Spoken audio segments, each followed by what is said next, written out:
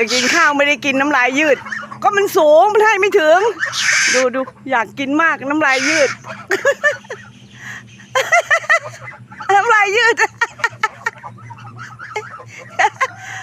ก็เราป้อนไม่ถึงน้ำลายยืดเลยอยากกินจัดเอาเร็วมันไม่ถึงอ่ะมันถึงที่ไหนอะเนี่ยไม่ถึงไม่ต้องเลยเปลี่ยนที่กัน